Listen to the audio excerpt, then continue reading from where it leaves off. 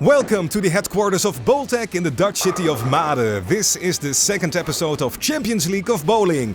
In this series, 3 National Premier League champion teams from the Netherlands, Denmark and a combined Greek-German team compete with each other on an international level. In this episode, the Dutch are playing against the German-Greek team. Let's meet our friends from the Deutsche Bowling Union and the Greek Sivissidis. 2 nations in one team. And reporter Cesca Thomas talks to their frontman Oliver Morek.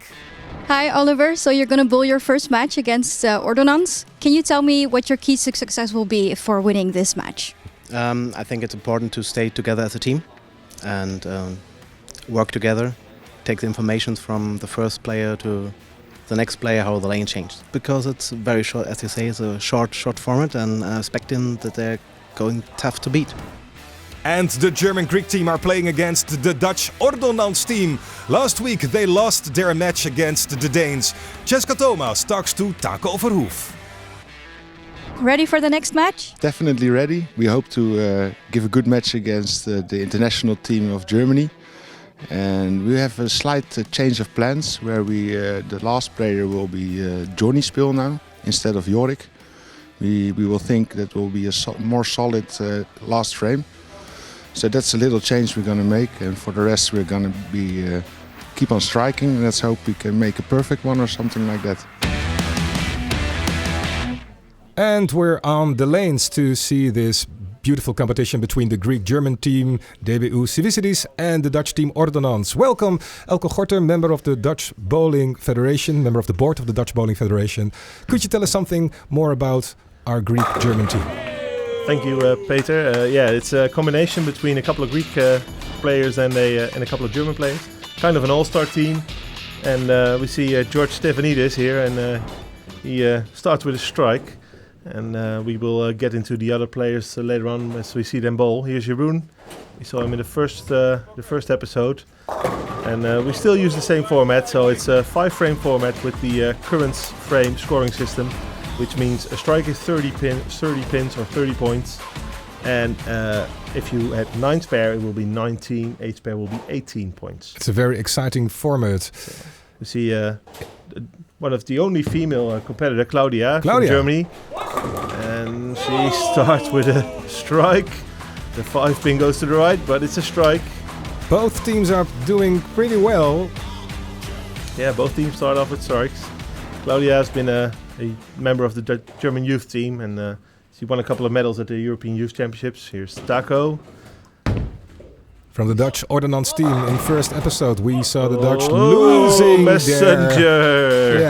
their game against the Danes.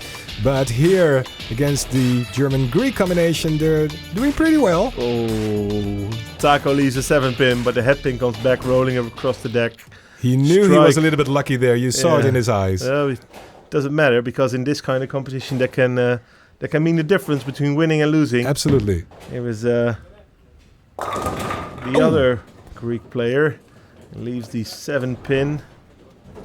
It's a bit of a shame. So that's 9 points on the scoreboard now, and if he spares this frame, then we will add 10 more points, right? Yes, it will be 19 points, so they can get to 79 points. He does.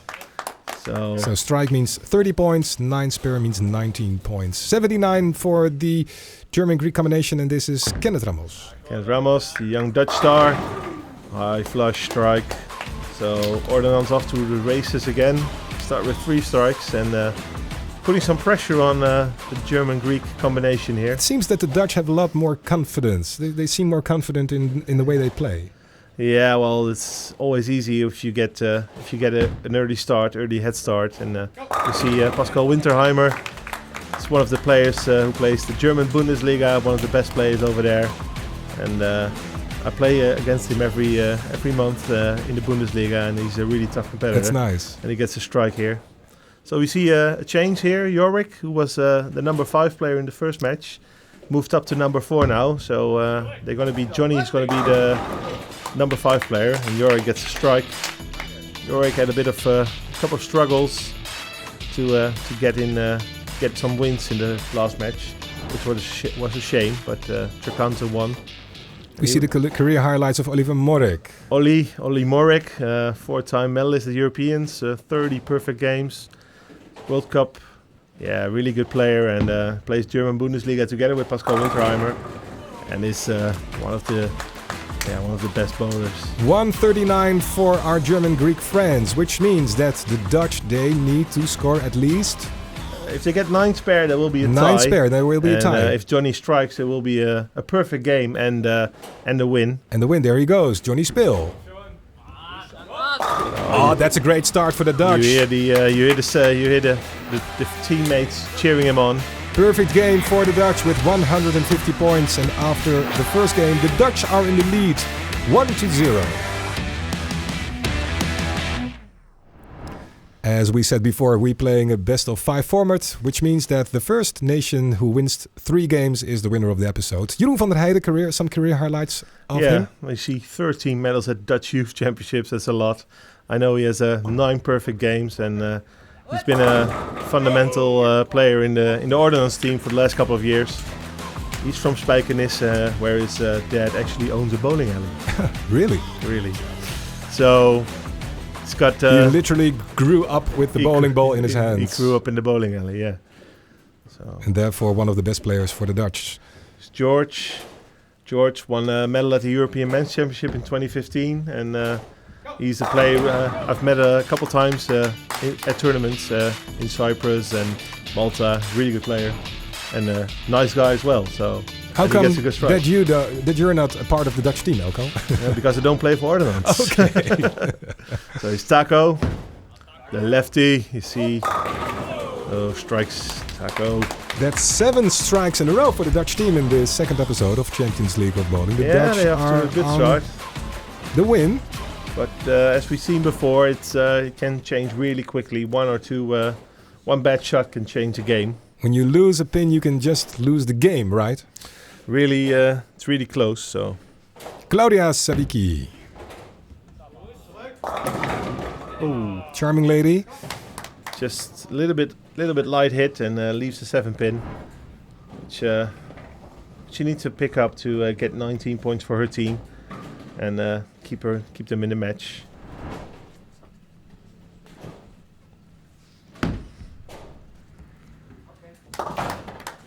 She makes a spare, and that's it's 49 points now for the German-Greek combination. Here's Kenneth again. One of the youngest players, right? In this he's the youngest player here. Yeah, he played in the European Youth Championships, and he's a 2-time winner of the Youth Tournament of Champions in Holland. He's I know he has no 300 games yet, but he has a couple of 299, so he's getting close. And with his talent, he's going to get one really soon. Ooh! Yeah, and that's a good shot. Bit far to the left, that ball just didn't hook back, and leaves a tough split.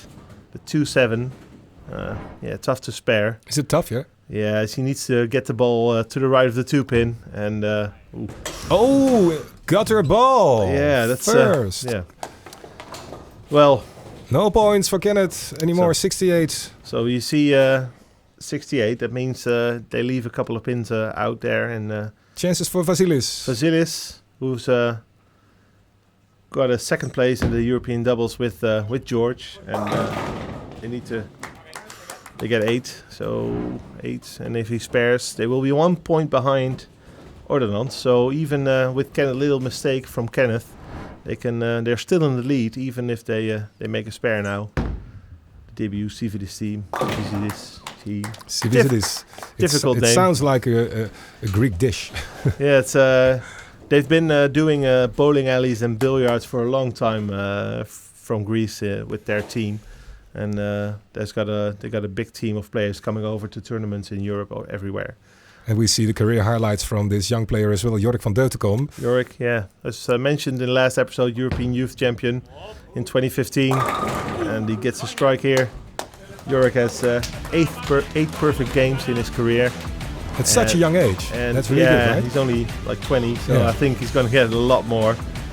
Yeah, and he's plays a lot of tournaments in and around Holland. We're reaching the final stage of this game. When Winterheimer gets another strike. So Pascal Winterheimer makes 97. The Dutch are on 98. So Johnny needed to strike the last match to win the first game. and he needs to strike again to win the second game. So if Johnny strikes, they win, and if he doesn't, there is a chance for Ollie Morek to tie the match. So we'll see. Johnny. The pressure on Johnny Spil. Only one shot on this lane now, and he needs to strike. And it's not a strike, it's a 9 pin. Ooh. So 107. If he spares it, it will be 117, right? Yeah. So he gives the Germans, the German-Dutch of the German-Greek team a chance now. If Ollie strikes, they win the match. Anything else than a strike, they won't win. So Johnny needs to spare this first. Interesting. He spares it. That's good. Development. 117 for the Dutch right now. 97. So if the Greek-German combination strikes it out, then they win this second game. If Ollie strikes, they win. So have a look. There he goes. Oliver Morek. Great way he rolls the ball off his hand. And no! Oh, this is unbelievable, Elko. What happens here? He makes a really bad shot. He throws the ball too far to the right too early, and the ball just starts hooking and goes Brooklyn. Which means that the Dutch are the winners. Yeah, Ordonnans wins the second game, and they're only one game away from winning the match. See Johnny laughing. The Dutch are in the lead with 2-0. We're back with the third game after Hyperbowling. Next to our competition, there's a great side event. It's called Hyperbowling. Hyperbowling combines the fun of bowling with video game-like technology to create an action-packed and fun new way to bowl, where there are no more gutter balls. Hit the colorful targets on the bumper to multiply your score. Each pin knocked down is 100 points. By hitting the colored bumper, these points will be multiplied. But beware, hit anything red and your score is 0. Let's watch how the pros do it. And in this episode, the Danes are trying to collect a high score.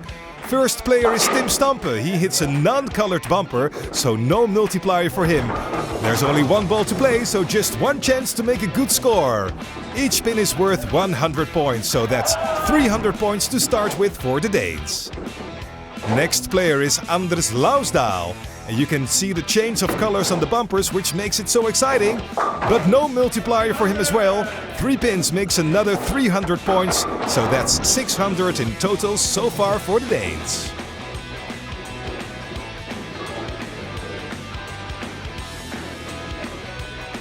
And here is Jan Andersen. And he hits the green bumper, which doubles his score, but he also hits just 3 pins. So that's 300 points again, but lucky for him, we doubled the score to 600. The Danes make 1,200 points so far, with 2 players ahead. Stefan Tang Petersen. He is the next player, and he makes the real deal. He hits the blue zone, which triples the score with the strike. 1,000 points is now worth 3,000. Well done, Stefan. Last player for the Danish team is Mick Stampe. There he goes. Mick hits the yellow zone, and with a strike, is this the absolute jackpot? Yellow bumper means 5 times the score. 1,000 points for Mick. It's 5,000 points worth now. The highest score possible. Total score of 9,200 points for the Danish team. They beat the Greek-German team, who had 8,700 points. And in the next episode, the Dutch have to defeat this brilliant score to make it to the top in this exciting game of Hyperbowling. And we're back on the bowling arena, where the German-Greek combination DBU Sivissidis are playing against the Dutch team Ordonnans. The Dutch are in the lead 2-0, so some pressure for the German-Greek friends, right, Elko? Yeah, our all-star team needs to come back in this match, and George starts them off with a good strike. So that's the best way to start. Get the strike and get loose and try to get pressure on your opponent. And they do that with the first strike. And Team Ordonnans, they lost their first match, so they need to win this to make any chance of winning the Champions League of Bowling. Yeah, the first episode, the Dutch were playing against the Danes, and the Danes won. So the Dutch are now in a pretty comfortable situation because we're playing best of 5. Yeah, they only need to win one of the next 3 games, Yeah. any possible, to get the win. But you want to get it as soon as possible. Our only lady. Claudia, as I said earlier, 2 times medalist at the European Youth Championships with her team, and 1 perfect game under her belt. So it's a good young bowler from Germany, and it's another 7-pin. We saw it in the last game as well. It's a bit of unlucky. What's wrong with the pin there in the angle in the corner? Yeah, it's a little bit light in the pocket, and then the pins just don't push into the 7-pin enough. So she needs to pick it up again. She spares it really good. Picks up a spare ball, which doesn't hook that much, and throws it straight at the 7-pin and picks it up. So we're going to see Taco again. Taco, sort of the team captain from Ordonnans, together with Johnny, and winner of the Dutch Championship 4 times. Told early he won the Lucky 7 tournament in Emmen, and good bowler. And let's see if he gets a strike here. Ooh. Ooh. I wonder every time, how is this possible? They are such good bowlers, and then they make a shot like this. When I think, well, we can do better than this. Yeah, well, the lane's almost 60 feet, and that is in meters. Is 18 meters long. That's a lot of distance between you and the pins to get a 7-kilogram ball down there. So it's there's a lot more coming into bowling. We didn't talk about the oil pattern so far, but the oil pattern is for all nations, in all 3 episodes the same, right? Yeah, I think they used a pretty easy oil pattern to try and get high scoring matches, and they use it for the whole entire shows, all the shows in the Hyperbowling as well probably. So we see Kenneth. He had some troubles, on the left lane. He gets the ball too far to the left, but here he has another strike. Both teams 79 are playing the exact score. 79 points after 3 frames, so 2 more frames left. Pascal Winterheimer. Yeah, Pascal, probably one of the best players in Germany. He has a 2nd place finish in the professional tour in the United States at the PBA. And I think he has 28 300 games and a lot of medals at European Championships. They call him Winnie, so yeah. And he's really good and really excited to get a strike here. So Yorick needs to strike to keep the tie going and give his team a chance in the last frame. It might be over within just 2 frames for the Dutch if they make a great score right now. Oh, Yorick strikes again. It strikes again, 109 for both teams. So we are on the way to make a tie for both teams, Yorick, maybe? Yeah, could be a tie. Depends on what the number 5 players do. Ollie, he knows he needs to strike to get pressure on Johnny, and he throws it. And there he goes. And good shot, 10-pin.